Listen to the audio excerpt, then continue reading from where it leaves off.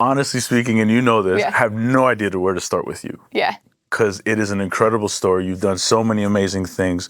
Honestly, I think we should just maybe start from the beginning. Like, tell me a bit about where you come from and like your upbringing and how'd you get to where you're at here. So I was born in Philly. So I have That's what's up. Philly in my blood. I have Philly sports in my blood. I'm a diehard Eagles fan. Shout out the Eagles. And I feel like when you come from Philly, you just have kind of a tenacity and a grit. Troy, there's lots That's of people right. from Philly. Yes. You just, I feel like Philly always stayed in my blood. It was just kind of blue collar. You just think of something you want to do and you just go do it. Just getting it done is kind of the mentality. So I feel like that's kind of in my soul. I think you always like end up becoming a product of where you were raised. Yep. You, great example. Yeah, but yeah. I think that's a huge part of me. And then kind of just always knew that I wanted to tell stories in my life. So it was, I never had that moment where I was like, what do I want to do? What do I want to be? It was just, I'm being it.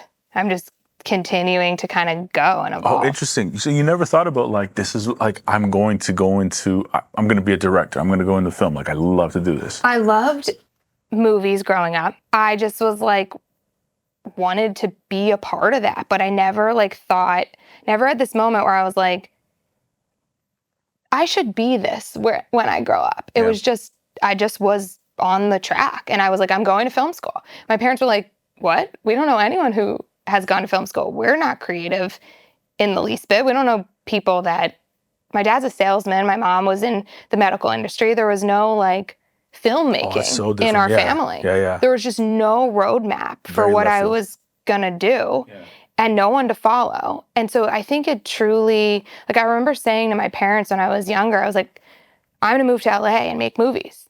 And my dad was like I think they just were like looking at me like, okay, well, like, where is this from? Which I think is really interesting. Like, I always felt like there was just a knowing. I just have always had a vision and a path and a force that was guiding me that I was just going with it. Mm-hmm. There was never there was no moments where I like chose. I just followed, and it kind of brought me out to LA, and this is the land of creativity. And I think the land of creativity allows you to just create. And so everything I went on to do, which definitely had its bumps and bruises and twists and turns. And by the way, I say bumps and bruises and it sounds negative. It's just like part of the experience. There was nothing. I just was kind of navigated through an amazing course of now it's really hard to be like, where did all this come from? And how did one thing lead to the other? Because it's not a chronological and very seamless narrative of what my career has become and where I've gotten to. No, not at all. But I think also like I believe you mentioned to me that at the age of 20, when you're now exploring this world of film, you sell a script to Steven Spielberg. Not just anybody sells a script to Steven Spielberg, especially a 20-year-old. Like, how in the world does that happen? It does sound crazy when you say it like that, doesn't it? It sounds crazy any which way. Yeah, well, that's kind of a product of manifestation. Like, I grew up watching every Spielberg movie. Yeah. In my head was like, I read this article once where Spielberg was like, oh, being a film producer means that you put out fires and you solve problems. And I thought to myself, I do that in my family all the time. So like, if I could do that on a movie set, like that makes a lot of sense. And that kind of always stuck with me, always kind of thought about Spielberg and just his career and how he had a vision for every story he told and every character that was just magical. Yeah. Just the way he directed scenes and set up worlds, and from the narrative to the visuals to the music. It was just all magic. It just made you feel something that you could never really explain. And I was like, that's what I'm gonna do. Whatever that is, that's what I'm gonna do. And so what ended up happening was I went through traditional Hollywood. I started as an assistant.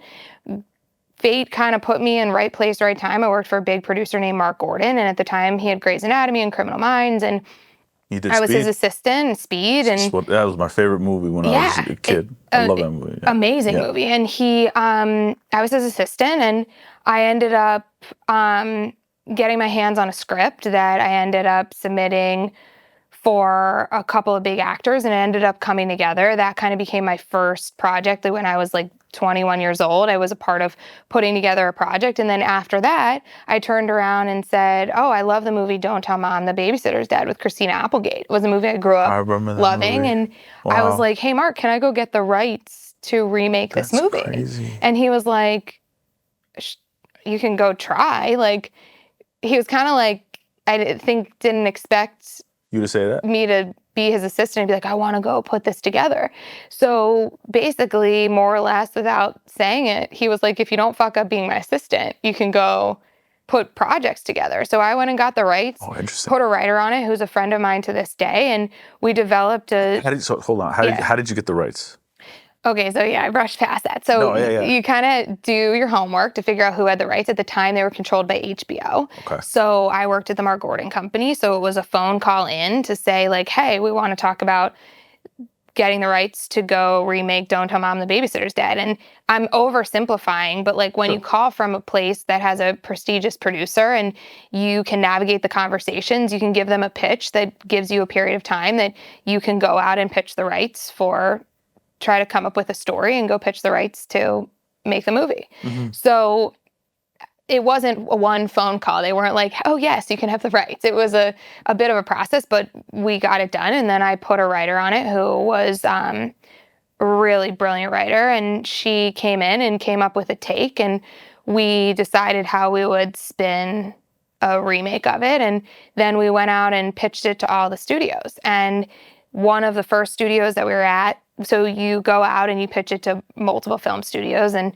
either someone buys it or they don't. Now, I'm sort of oversimplifying, but that's a good way to oversimplify. They either buy it or they don't. Yep. So we go take the pitch to DreamWorks. It was one of the first meetings of the day, or the first meeting of the day, and we're sitting in the lobby, the writer and myself, and one of my friends who was also developed the project with us, and we were sitting in the lobby and shooting the shit and like being kids. I mean, I was like 21 years old, and in walks Spielberg with one of his lawyers. And I kind of like had this moment where I'm like, am I dead? Like, is this like, is this real? Is this reality? Am I dreaming? Like, what's going on? Because it was DreamWorks, so Spielberg was at the time very active, but I did not expect him to walk into the building. So he walks in and we kind of freeze and look at him, and he's like, what are you girls doing here? And we're like, we're here to pitch a movie. And he pulls up a chair and he's like, what's the movie? What's the pitch? Pitch it to me.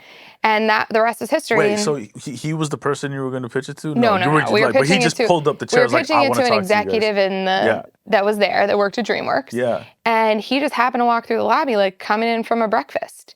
And then we ended up selling the movie. It ended up falling apart years later because there was a whole thing. HBO didn't want to give the TV rights up, and there was a bunch of nuance and kind of that. So the movie never got made, but it wasn't, I don't think it was supposed to get made. I think it was a moment where I was supposed to understand that whatever I think could become reality. And if I love Spielberg and I want to make movies like him, who's to say that I can't make a movie with him? Right. So I think that was a moment in time where it was like the beginning of a realization for me that Hollywood can seem really overwhelming and really hard to break into, but you create your own reality. Yeah. And whatever path you want to take, you take. I love that. And so that was kind of my permission to, in a lot of ways, like go follow my heart and tell the stories I want to tell in whatever the medium is that it was, which started out as film and TV. And then I've obviously navigated into music and into technology, and you name it, I'm in it. And we'll talk about all that. There's so much of that. Now, in that moment though, when it all falls apart, you're still at the studio, or you're still at the production company, I should say, when you don't get the movie made. It was years later. So like it went into like a development cycle. We were trying to negotiate the rights. Sure, years later, but you're still involved, trying to figure it out. Now, in that moment, while you're going through that, for someone who, it's their first maybe big project, are you like heartbroken that this isn't going through, or you immediately recognize in that moment, I don't think this was supposed to get made? Like, no, are actually, you consciously it didn't even get there, because it was kind of like you develop a huge slate of movies, so it wasn't just one. I wasn't like just sitting waiting for this one. I started developing a bunch of other projects. And the next thing I knew, I had a slate of like 10 to 20 films in development. Fair enough, yeah. And so it's just, that's another one Gotcha. that was there. But it was a moment of magic. I mean, it was like movie magic in real life. Like, who else, how many people in the world have a moment where they're sitting in a place and the person that they were like, oh, I want to do this. You showed me the vision of by picking up what I can make. By picking up a magazine at 13 or 12. Here you come right past me. Yeah. Like, how does that happen? Yeah. You can't explain it. I can't explain it. Yeah. So you just have to kind of divinity. Believe that the things that you want to happen will.